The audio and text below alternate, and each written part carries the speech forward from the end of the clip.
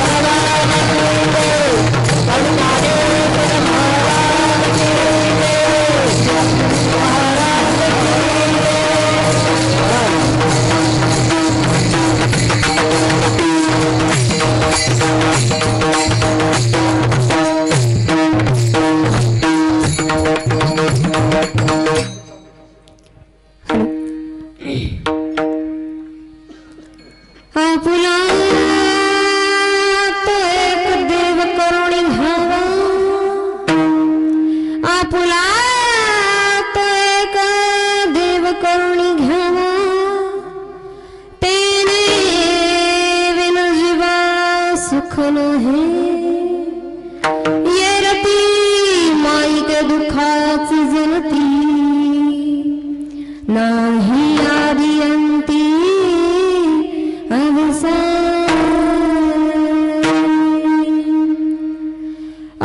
अविनाश करी आपुल्याईसे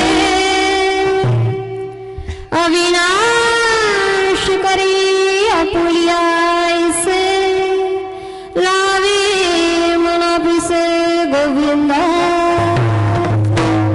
येरती mic दुःखाच जनती नाही आदि अंती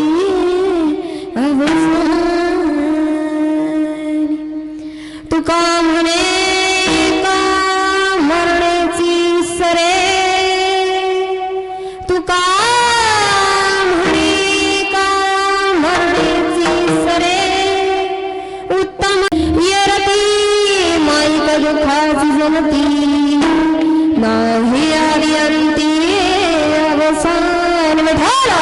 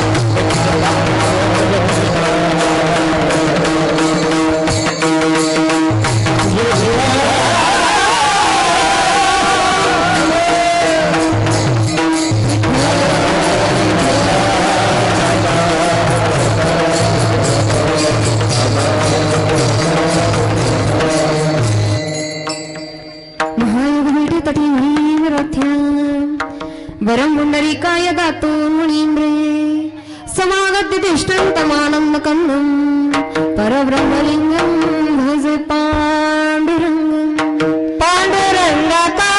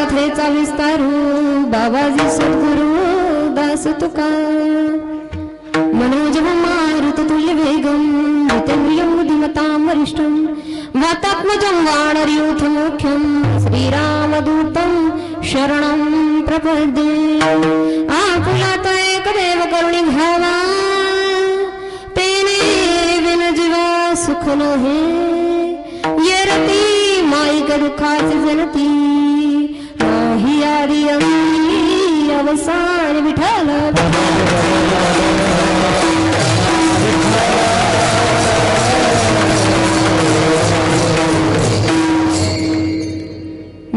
भगवान विष्णू. मंगलम गरुडध्वज मंगलम पुंडरीकाक्षो मंगलाय तनोहरी. विश्वमंगलाचं स्वप्न उराशी बाळगून अखिल मानव जातीच्या कल्याणाकरता ज्यांनी गीते व ब्रह्मानंदाची लहरी प्रकट केली असं ज्ञानियांचे राजयोगियांची माऊली साधकांचे मायबाप महाकैवल्य साम्राज्य चक्रवर्ती माऊली महावैष्णव ज्ञानोबाराय आणि या ज्ञानरूपी मंदिराच्या कलशस्थानी असणारे जगद्वंदनीय जगद्गुरु श्री संत देहुनिवासी तुकोबाराय.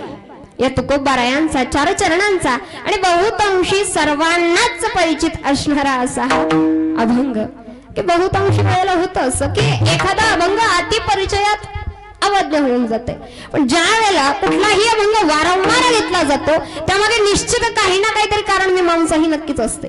कोणतीही गोष्ट प्रमाणाशिवाय बोलली जात नाही. तस्मात शास्त्र प्रमाणांते कार्यकारी व्यवस्थित की कोणतीही गोष्ट ज्या वेळेला प्रमाणानुसार बोलावी. जगद्गुरु तुकोबाराय की कोणी एका दुजाचे गुरु नव्हे, संपूर्ण जगताचे जे गुरु आहे असे जगद्गुरु तुकोबाराय तुम्हा आम्हा सर्वांना उपदेश करताना प्रस्तुत त्या ठिकाणी घेतलेल्या अभंगामध्ये आम्हाला सांगतात, शिकवतात की बाबा हो, भगवंताची भक्ती करायची, देवाची भक्ती करायची.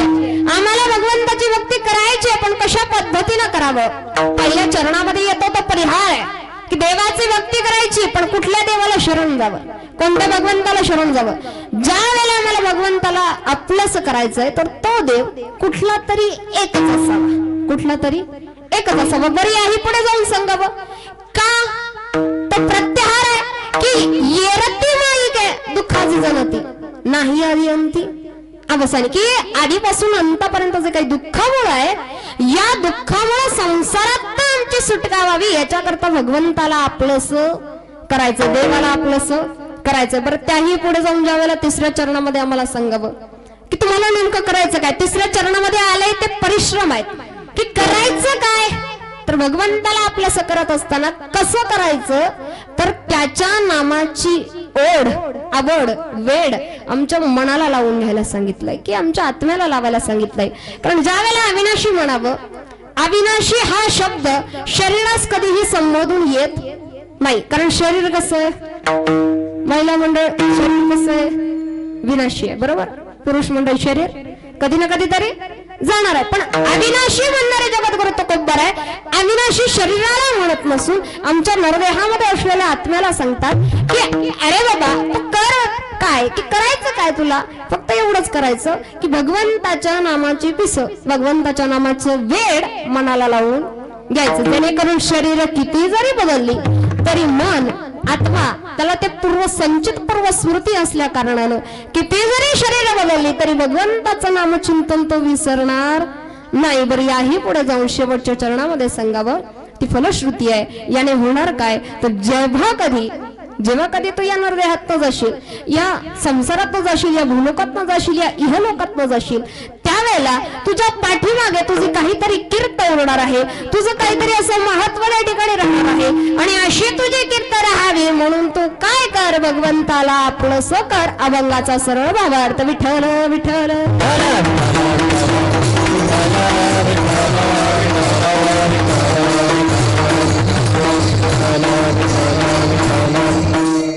पुढे बोलण्यापूर्वी अल्पसा परिहार द्यायचा तसा की आज या ठिकाणी अखंड हरिनाम सप्ताह तथा ग्रंथराज ज्ञानेश्वरी पारायण सोहळा मौजे मठ पिंपळगाव तालुका अंबड जिल्हा जालना या ठिकाणी सुरू असलेला हा सुंदर असा हरिनाम सप्ताह आणि या हरिनाम सप्ताहाचा आजचा हा 6वा दिवस आणि या 6व्या दिवसाची जी काही सेवा आज माझ्याकडे आली, ही सेवा करण्याचा जो काही प्रसंग या गावामध्ये आला याकरता संपर्क साधणारे या ठिकाणचे आमचे आदरणीय चेअरमन साहेब असतील की ज्या चेअरमन साहेबांच्या संपर्कामुळे, ज्या संपूर्ण भजनी मंडळाच्या संपर्कामुळे, सहकार्यामुळे आज या ठिकाणी येणं झालं आणि ही सेवा करण्याची संधी प्राप्त झाली. विठ्ठल विठ्ठल.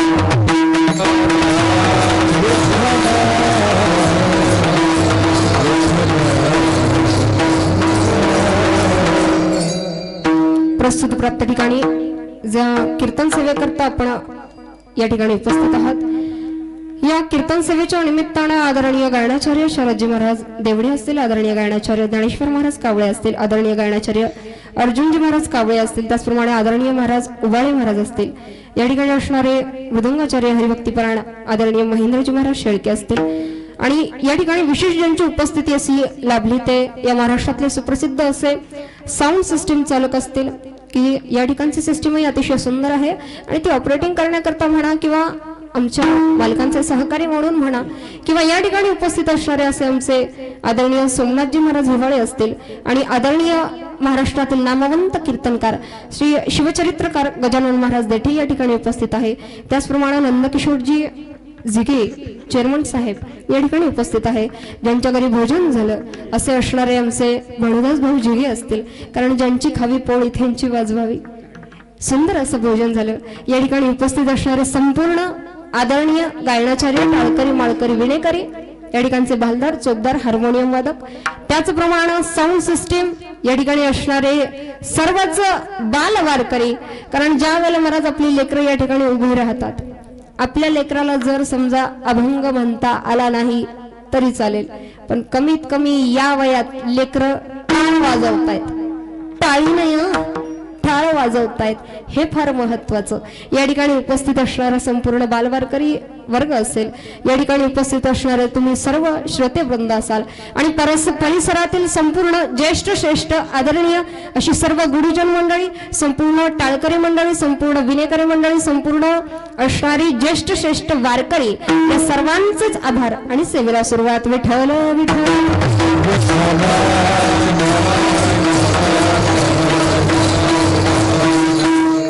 प्रस्तुत प्राप्त ठिकाणी घेतलेला अभंग जगद्गुरु तुकोबारायांचा, की ज्या जगद्गुरु तुकोबारायांनी तुम्हाला आम्हाला उपदेश करावा की बाबा हो नरजन्माला आलात की भगवंताची भक्ती करणं आलंच, देवाची भक्ती करणं आलंच, नव्या ज्या देवाची भक्ती करायची, ज्या भगवंताची भक्ती करायची, ज्या देवाला आपल्यास करायचं काय सांगावं. कारण समाजामध्ये अनेक प्रकारचे नानाविध प्रकारचे धर्म आहेत, अनेक प्रकारचे संप्रदाय आहेत, अनेक प्रकारचे अशा संप्रदायांमधनं धर्मांमधनं जातींमधनं ज्या ज्या वेळेला आम्ही पाहावं, प्रत्येक जाती धर्मामध्ये महाराज प्रत्येकाला एक देव, एक ग्रंथ, एक धर्मभाषा. पण ज्या वेळेला आमच्या वारकरी संप्रदायामध्ये यावं, आमच्या भारतीय संस्कृतीमध्ये महाराज जी हिंदू संस्कृती सांगितली आहे, या हिंदू संस्कृतीनुसार भारतीय संस्कृतीनुसार देवांची संख्या किती सांगितली आहे? देवांची संख्या 33, बरोबर ना? आहे महिला म्हणून 33 कोटी आपल्याकडे माणूस बाया करतात ना, 33 कोटी देव, 33 कोटी म्हणून कोटी हा प्रकार नसून संस्कृत मध्ये कोटी हा करोड शब्द नसून प्रकारात शब्द. संस्कृत मध्ये ज्याला कोटी म्हटलं गेलं असा तो प्रकार, की 33 कोटी देव नसून ज्या भगवंताविषयी बोलावं, ज्या देवाविषयी बोलावं असं एकच निर्गुण निराकार परमात्मा. पण ज्या वेळेला निर्गुण निराकार रूप तुम्हा आमच्यासारख्या साध्या चर्मचक्षूंना दिसणार ते नाही, तुम्हा आमच्यासारख्या साध्या चर्मचक्षूंना दिसणार का नाही? ज्या वेळेला मला भगवत भक्ती म्हणावी. अर्जुनाचं वर्णन आलेलं आहे की अर्जुन आहे, अर्जुन गावकरी अर्जुन, अर्जुन गावातला नाही बरं, गीतेतला अर्जुन. 1.25 तास गीता ऐकली तरी समाधी लागते तो व्यक्ती म्हणजे अर्जुन, एवढा अधिकार संपन्न व्यक्ती. तरी सुद्धा देवाचं विश्वरूप पाहण्याची वेळ आली, गीतेमध्ये वर्णन आलं आहे की देवाचं विश्वरूप पाहायचंय. अर्जुनानं देवाला म्हणावं काय की देवा दिव्य दृष्टी ददामी, दिव्य दृष्टी असल्याशिवाय मला काय तुझं रूप आता येणार नाही, मला काय दे? दिव्य दृष्टी दे. जिथे एवढा अधिकार संपन्न व्यक्ती 1.25 तास गीता ऐकली तरी समाधी लागते, एवढा अधिकार संपन्न व्यक्ती जर असं बोलू शकतो, तर तुमच्या आमच्यासारखी माणसं पाहण्याला बसतात महाराज, बसतात ना? तुमच्या इकडे बसतात का पाहण्याला? आजकाल झालंय असं महाराज, गर्दी बसतात, गर्दी काही बसत तुमच्या भागातलं सांगत नाही बरं, आमच्या भागातलं सांगते. काही परिसरामध्ये होतं असं की ज्या वेळेला पारायणाला माणसं बसावीत, वरचा कथा प्रवक्ता 10व्या ओळीवर, खालची माणसं एवढी विचित्र महाराज, कोणी 10व्या ओळीवर, कोणी 12व्या ओळीवर, कोणी पुढचा अध्याय काढून रिकामा झालेला. मग असं जर आयुष्यभर पोथ्या पुराण वाचली तरी समाधी लागेल का? आयुष्यभर जरी वाचली तरी समाधी काय लागणार नाही. मग जिथे निर्गुण निराकार परमात्मा एवढ्या अधिकार संपन्न व्यक्तीला पाहावयाचा तरी दिव्य दृष्टीची गरज असली, तिथे तुमच्या सारख्या साध्या कर्मचक्षूंना दिसणारा नाही, साध्या डोळ्यांना तो भगवंत दिसणारा नाही. आणि अशा त्या भगवंतानं या निर्गुण निराकारातनं सगुण साकार रूपामध्ये यावं, ते केवळ आणि केवळ आमच्यासाठी, आमच्यासारख्या साध्या भक्तांसाठी. आणि अशा असणारा सगुण साकार परमात्मा, की त्या परमात्म्याला आपलंसं करायचंय, त्या भगवंताला आपलंसं करायचंय, त्या देवाला आपलंसं करायचंय. पण ज्या वेळेला आपलंसं करायचं, करावं तरी कसं? कारण प्रत्येकाची भक्ती निरनिराळी. एक गोष्ट सांगून जातो माणूस, भक्ती कशीही करा, प्रत्येकाचं ज्याचं त्याचं एक पद्धती बोलायचं, प्रत्येकाची वेगवेगळी पद्धती. भक्ती करायची ना, तुम्ही तुमच्या पद्धतीने भक्ती करा, पण भक्ती आमची एवढी असावी, आमची भक्ती एवढी असावी की भगवंत आमच्या दारामध्ये आला पाहिजे, आम्ही त्याच्या दारात जाता कामा नाही, एवढी आमची भक्ती असावी. जर तुम्हाला भक्तीच करायची म्हणत, शबरीचं उदाहरण फार सुंदर दिलं जातं. शबरी आपल्यासारखी होती, महिला मंडळ शबरी आपल्यासारखी होती ना, होती का नाही? होती ना. 2-3 टाइम पार्लरला जाणारी, इकून बटा काढणारी, आपल्यासारखी होती का? महाराज स्वतःचा अवतार भलेही कसा असेल, परंतु भगवंत माझ्या दारामध्ये येणार आहे, सडा समाजन करून ठेवावं. भगवंत माझ्या घरामध्ये भोजना करता येतील, सुव्यवस्था ठेवावी. बोरं आणावीत, गोड आहेत की नाही चाखून ठेवावेत. आज नाही आले ना, उद्या येते, उद्या नाही आले परवा येतील. एक ना एक दिवस भगवंत निश्चित माझ्या दारामध्ये येतील, अशी तिची निष्ठा आहे. आणि ज्या वेळेला माणसाच्या मनामध्ये निष्ठा उत्पन्न झाली की त्याला भगवंत प्राप्ती झाल्याशिवाय राहत नाही. विठ्ठल विठ्ठल.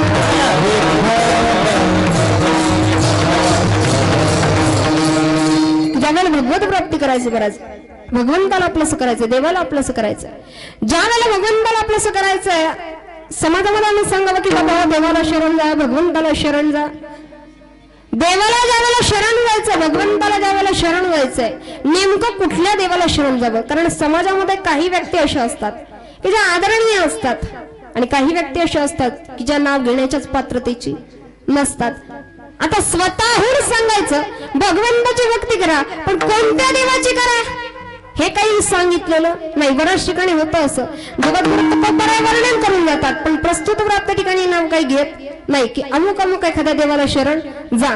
पण ज्या वेळेला भगवंताची भक्ती करायची, तुम्हाला जर खरंच उद्धार व्हावा असं वाटत असेल तर पांडुरंगाला शरण जा, आमच्या पंढरीच्या विठुरायाला शरण जा. नवे ज्या वेळेला भगवंताची भक्ती करायची, देवाची भक्ती अशी करा महाराज, भगवंत कुठलाही का असेना, परंतु भक्ती अशी करा की देव आम्हाला भेटलाच पाहिजे. मग तो देव कोणताही कसेना. कर्नाटक तेलंगणा भागामध्ये ज्या वेळेला जावं, विठ्ठल विठ्ठल.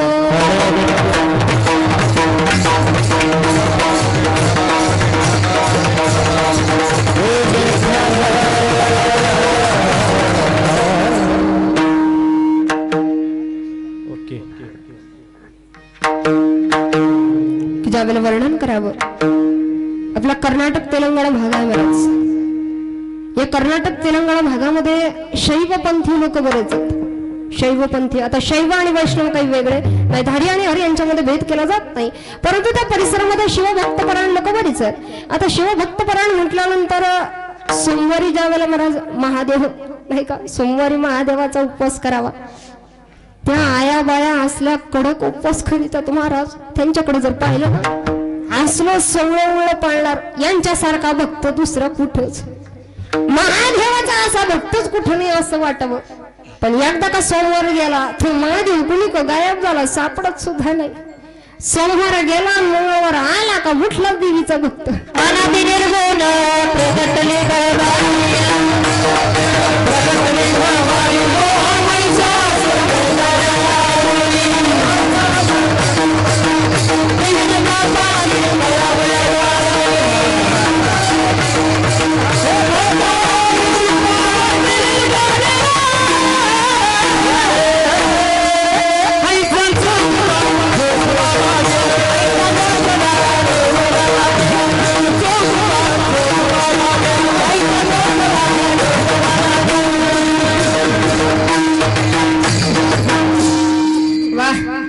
महाराज एवढं गुरुरंगातला खान होतो भोजन.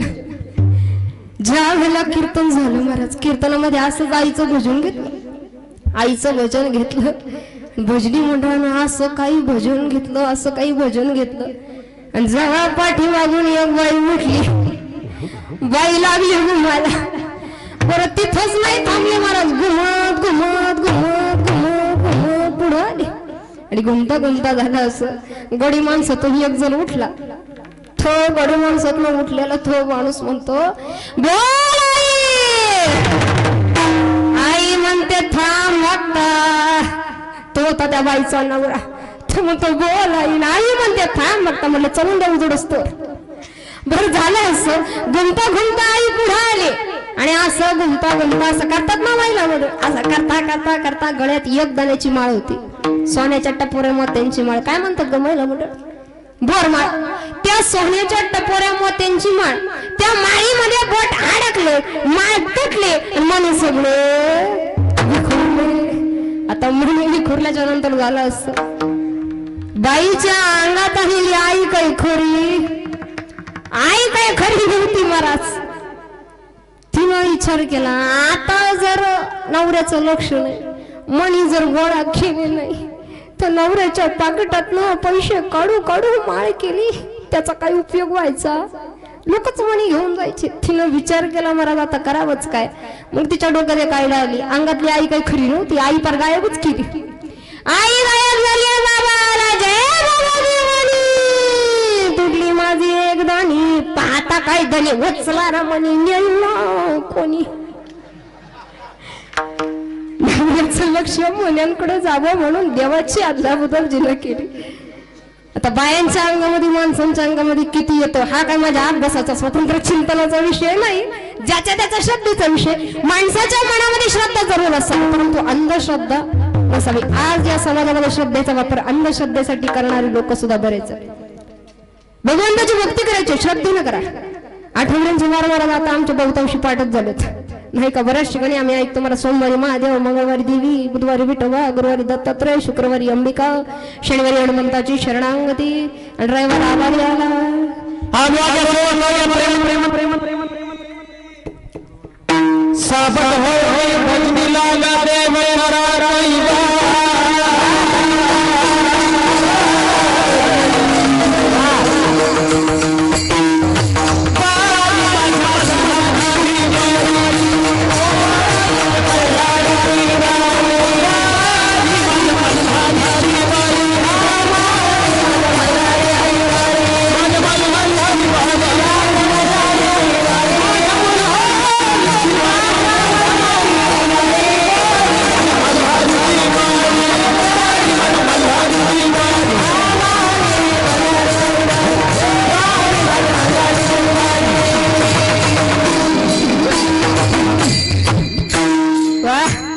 काय सुंदर वाजवता महाराजांना, काय सुंदर गाता नाही का. ते जागरण गोंधळातले भोर आठवले मला फार सुंदर वाजवतात. डंगा माणसाच्या अंगामध्ये येतो महाराज. भगवंताचं भजन आहे गोड असावंच नाही का. भगवंताचं भजन हे गोड असलंच पाहिजे, त्याच्याशिवाय परमार्थ गोड वाटत नाही. की ज्या वेळेला सांगण्याचं माझं तात्पर्य एवढंच की ज्या वेळेला भगवंताची भक्ती करायची, माझा कुठलाही प्रश्न नाही, आठवड्यानुसार देवांची भक्ती करा, उपवास करा. कारण रामनवमीला राम जन्मोत्सव झालाच पाहिजे, गोकुळाष्टमीला भगवान श्रीकृष्ण अवताराला आलेच पाहिजे, लक्ष्मी पूजनाच्या दिवशी लक्ष्मी पूजन झालंच पाहिजे. ज्या त्या दिवसाचं महत्व आहे महाराज की त्या दिवशी त्या भगवंताचं पूजन व्हायलाच हवं. ही आमची भारतीय संस्कृती आहे आणि ती टिकवली पाहिजे म्हणजे पाहिजेच. आमची भारतीय संस्कृती म्हणून ज्या त्या दिवशी ज्या त्या भगवंताचं पूजन नित्य व्हावं, अवश्य व्हावं. पण ज्या वेळेला लौकिक अर्थ आहे की त्यावेळेला करायचं काय की जणू काही गावामध्ये घर आहे, दोघं भावंड आहे आणि मोठ्या भावाचा बंगला हे लहान भावाच्या घराचं बांधकाम नुकतंच झालंय. लहान भावाच्या घराचं बांधकाम झालं, त्यानं मोठ्या भावाच्या घरामध्ये यावं, भावाला सांगावं की दादा रे माझ्या घरी आज कार्यक्रम आहे, माझ्या घराची वास्तुशांती आहे आणि त्या कार्यक्रमाच्या साठी मी तुला बोलावण्यासाठी आलोय, दादा माझ्या घरी तू चल. दादांना म्हणावं बाबा 5 मिनिटं थांब, माझं एक काम आहे तेवढं मी आवरून येतो. 5 मिनिटं म्हणून भाऊ आतमध्ये गेला. 1 तास झाला तरी भाऊ काय बाहेर आला नाही. आता लहान भावाला काही राहवलं नाही. लहान भावाने आतमध्ये जावं, पाहावं तर काय मोठा भाऊ देवघरामध्ये बसलेला आहे, देवतांची पूजा करतोय, संपूर्ण देवहारा भरलेला आहे आणि अशा देवांची पूजा चालू असताना त्या लहान्या भावानं आपल्या वहिनीला विचारावं की वहिनी दादा 1 तास झाला देवपूजा करतोय का? हो म्हटलं 1 तास झाला देवपूजा करतायत आणि अजून 1 तास ते देवपूजा करतील, म्हणजे रोजचा 2 तासाचा नेम की 2 तास पूजा करायची. आता लहान्या बाबांना विचार केला 1 तास अजून वाट पाहायची, मग आता एवढ्या वेळात करायचं काय. लहाना भाऊ दारामध्ये गेला, त्या बंगल्याच्या पोर्च मध्ये गेला, त्यानं खड्डा खणायला सुरुवात केली. बरं एक नाही बराच, एक खड्डा नाही खणला, एक खड्डा खणला, थोडासा खणला की सोडून द्यायचा, पुन्हा दुसरा खड्डा खणायला सुरुवात करायची. तो थोडासा खणला की तो सोडून द्यायचा, पुन्हा तिसरा खड्डा घ्यायला सुरुवात करायची. करता करता करता असे 15 ते 20 खड्डे त्यांना 1 तासामध्ये घेतले. आणि झालं असं, मोठ्या भावाची देवपूजा झाली. तो बाहेर आला, त्यानं पाहिलं तर काय, आपल्या बंगल्याच्या पोर्च मध्ये सारे खड्डेच खड्डे. त्यानं विचार केला आताच बोल टाकली होती, हे खड्डे आले तरी कोणी खून नाही का. त्या लहान्या भावाला विचारलं की बाळा, अरे बाबा हे झालं काय, खड्डे आले कसे. त्यांना सांगावं दादा ते मीच खणले म्हणे. कोणी खणले? मीच खणले. का खणले म्हणे. असं कसं, आज माझ्या घरी काय वास्तुशांती, आता 4 माणसं घरी येतील, जेवायला बसतील. आता जेवण झाल्यानंतर त्यांना पिण्याकरता काय पाहिजे, कॉकटेल. काय पाहिजे, पाणी पाहिजे. मग आता पाणी पिण्याकरता पाहिजे म्हटल्यानंतर मला विहिरीची गरज बसली, म्हणून तुझ्या दारामध्ये मी विहीर खणली. तुझ्या दारामध्ये मी विहीर खणण्याचा प्रयत्न केला. मोठा भाऊ असायला लागला आहे वेड्या. असे किती जरी खड्डे खणले, अख्खा बंगला खड्ड्यात घातला, तरी सुद्धा तुला पाणी लागणार नाही. तुला जर पाणी लागावं असं वाटत असेल तर काय करावं लागेल, एकाच ठिकाणी खड्डा खणावा लागेल की जोपर्यंत तुला पाण्याची धार सापडत नाही, पाण्याचा प्रवाह सापडत नाही, तोपर्यंत एकाच ठिकाणी खड्डा घ्यावा लागेल. लहान भावानं सांगावं की दादा रे, माझं सुद्धा तुला हेच सांगणं आहे, तुला जर देव प्राप्ती व्हावी, भगवंत प्राप्ती व्हावी असं वाटत असेल तर कुठल्या तरी शेवटपर्यंत एकाच देवाला धर की जोपर्यंत तो देव तुला सापडत नाही. अभंगाचं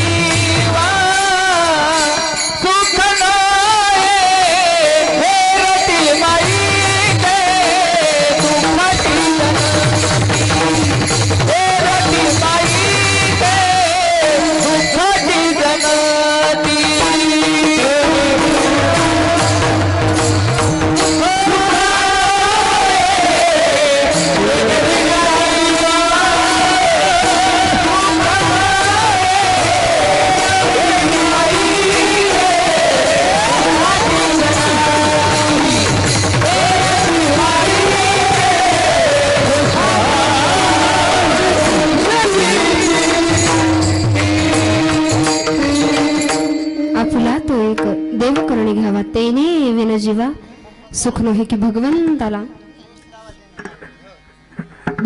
आपलंसं करायचंय, देवाला आपलंसं करायचंय. आयुष्यभर पूजा करायची झाली तर जगद्गुरु तुकोबाराय म्हणतात की पूजा सर्व देवतांची करा, पूजन सर्व देवतांचं व्हायलाच हवं. पण आराधना करण्याचा विषय येईल त्यावेळेला मात्र कुणा एकालाच शेवटपर्यंत धरा, कुणा एकाची शेवटपर्यंत भक्ती करा की जेणेकरून या परमार्थामध्ये यावं, या वारकरी संप्रदायामध्ये यावं. आम्हाला भगवंताची भक्ती करण्याचा जो काही नियम सांगितलेला आहे, भगवंताची भक्ती करण्याचा नियम असेल, निष्ठा असेल, संकल्प असेल की ज्या ज्या गोष्टी मला भगवंताची भक्ती करण्यासाठी गरज पडतात त्या मी निश्चित केल्या पाहिजेत. कशा करता? कारण समाजामध्ये या कलियुगामध्ये आजच्या या युगामध्ये फायदा असल्याशिवाय कोणीही काहीही करत नाही. आमची माणसं एवढी विचित्र झालीत महाराज, की या कलियुगामध्ये फायदा असल्याशिवाय कोणी काही करत नाही. मग भगवंताला शरण जायचंय.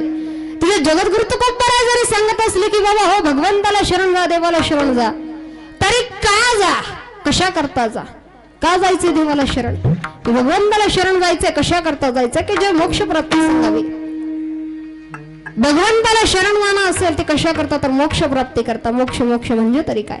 ज्या वेळेला मला संस्थेच्या अभ्यासक्रमानुसार सांगायचं झालं तर विचारसागर असेल किंवा पंचदशी, या विचारसागर मध्ये अत्यंत सुंदर अशी मोक्षाची व्याख्या आलेली आहे की अत्यंत दुःखाचे निवृत्ती आणि परमानंदाची प्राप्ती असणारा असा हा मोक्ष, तो जरा मला मिळवावयाचा. आम्ही करायचं काय, भगवंताला शरण जायचं, देवाला शरण जायचं. बरोबर आहे.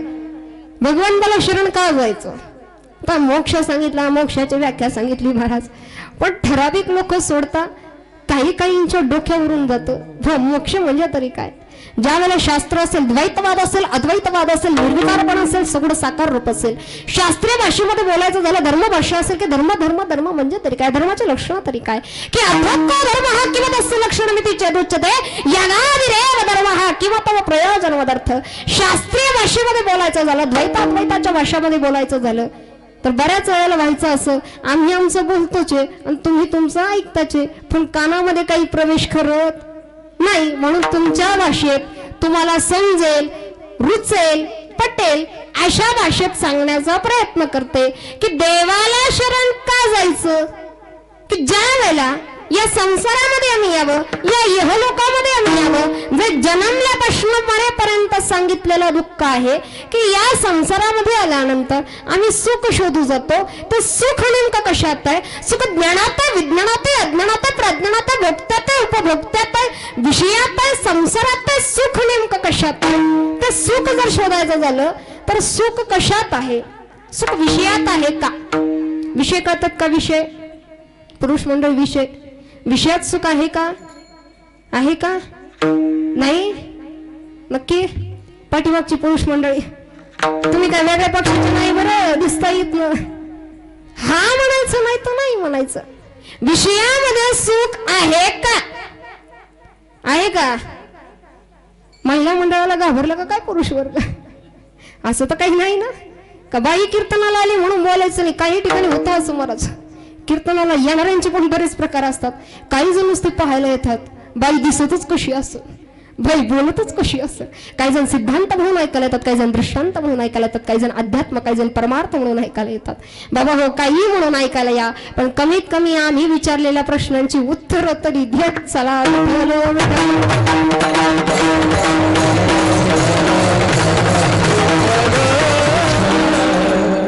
ज्यावेळेला सुख आम्हाला शोधायचं, सुखाची व्याख्या शोधायची. बरं, सुख जे आम्ही संसारामध्ये शोधतो, विषयामध्ये शोधतो, ते सुख विषयामध्ये नाही ना.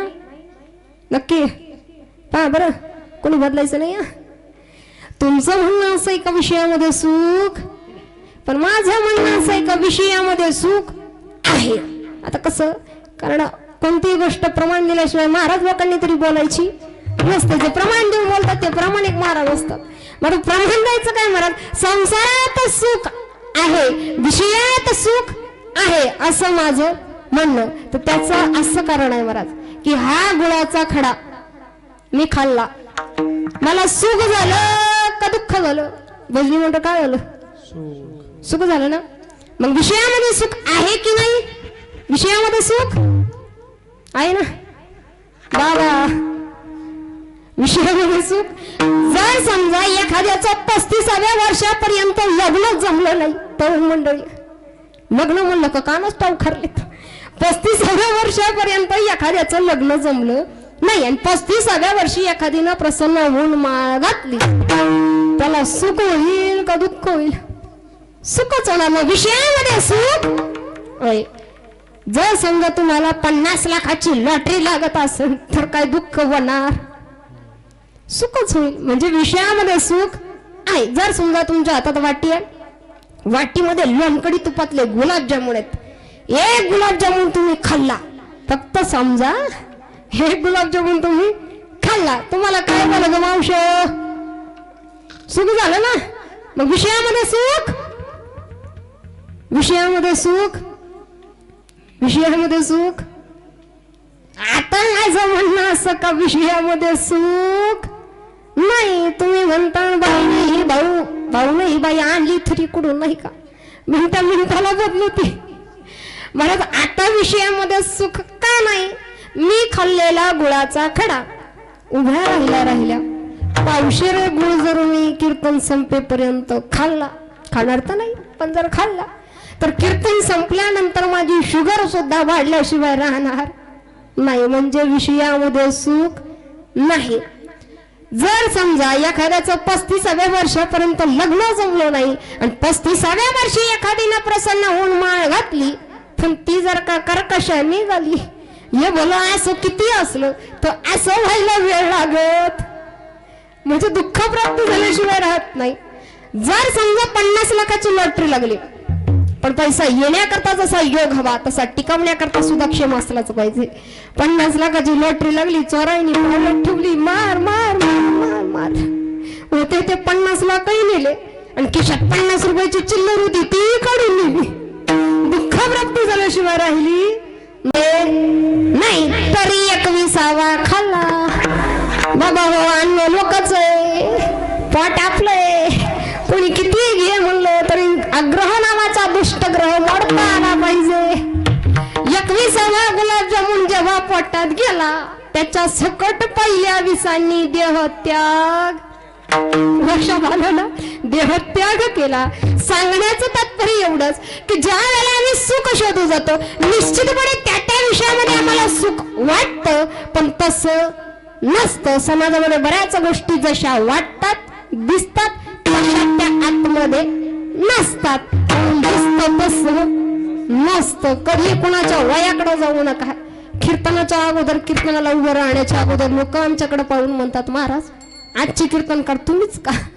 काहींना प्रश्न पडतो बराच. पण ज्या वेळेला कधीही कुणाच्या वयोमानाकडे जाऊ नका, कधी कुणाला लहान समजू नका. कारण जरा मोठं वाक्य सांगते मला, ज्या वेळेला पैशांविषयी बोललं जायचं, पैसा पैसा, कुणाला कधी एवढं मोठं समजू नका, कुणाला कधी लहानही समजू नका. ज्या 1500च्या नोटा संपूर्ण बाजारपेठ विकत घेण्याची ताकद ठेवायच्या, सामर्थ्य ठेवायच्या, त्याच 1500च्या नोटांना आता कोणी खात सुद्धा नाही.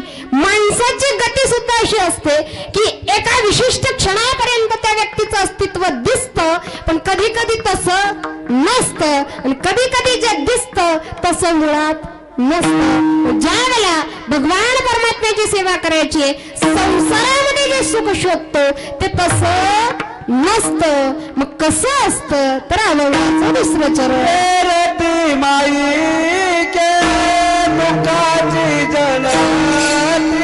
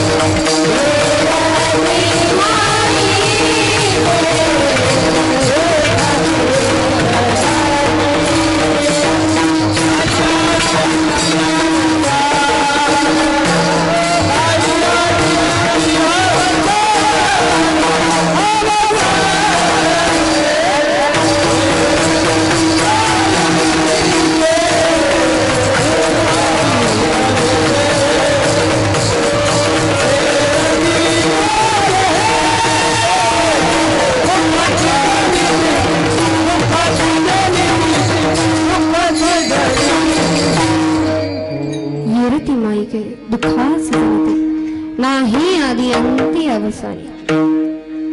की ज्या वेळेला महाराज भगवंताची भक्ती करायची आहे, भगवंताला आपलंसं करायचंय.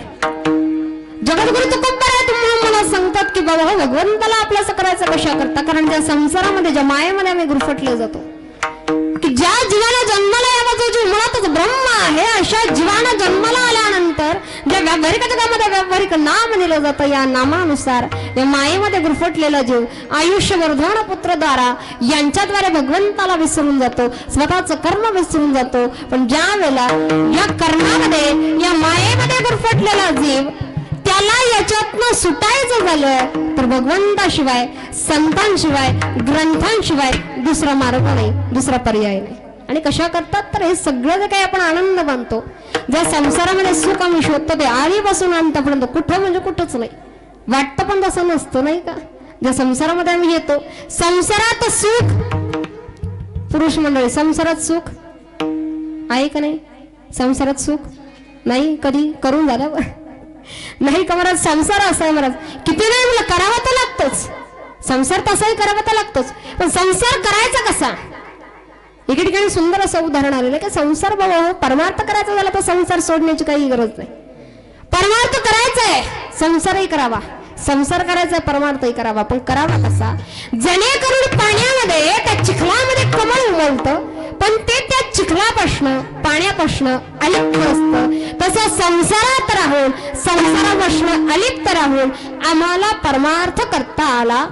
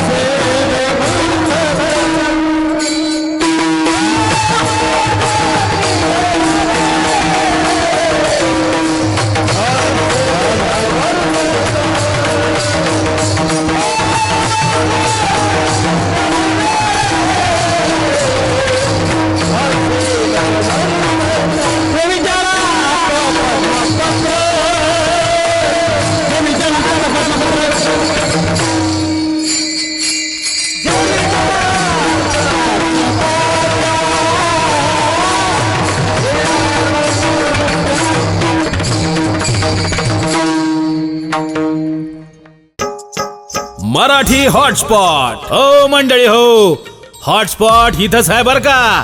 तर मग चला चॅनलला सबस्क्राईब करा आणि घंटी नक्की वाजवा. आपल्या सगळ्यांचा मराठी हॉटस्पॉट.